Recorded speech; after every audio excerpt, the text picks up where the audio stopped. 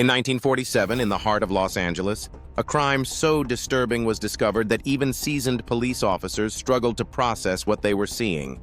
And to this day, it remains one of the darkest unsolved mysteries in history.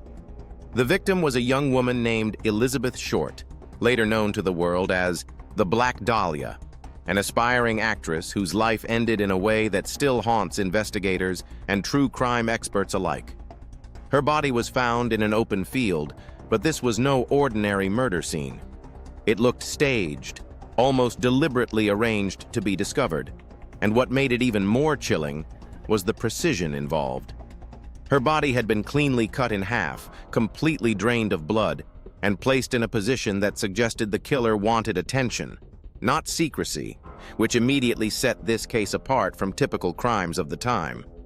There were no signs of struggle at the location where she was found, which led police to believe that the murder had taken place somewhere else, possibly in a controlled environment where the killer had time, knowledge, and confidence to carry out such a horrific act.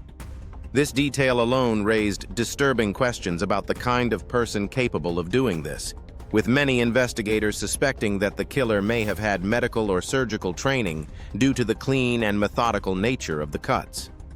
As news of the crime spread, the media quickly turned it into a sensation, giving Elizabeth Short the nickname Black Dahlia, and transforming the case into a nationwide obsession, which only complicated the investigation further.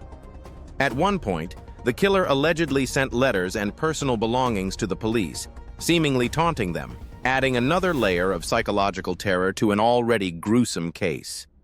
But beyond the headlines and the horror, Elizabeth Short was a real person with ordinary dreams and struggles, which is what makes this story even more unsettling.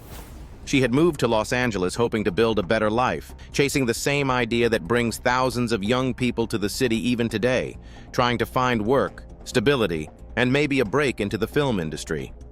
She didn't come from wealth or power, and like many others, she depended on friends, temporary places to stay, and small opportunities just to get by, making her life relatable in a way that feels uncomfortably close to reality.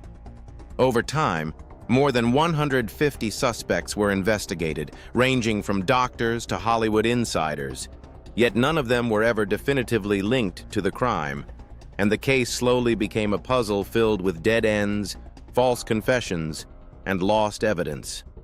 Decades later, the Black Dahlia murder still remains unsolved, a chilling reminder that sometimes the darkest crimes are not the ones we understand, but the ones that leave behind nothing but questions, theories, and an unsettling silence where answers should have been.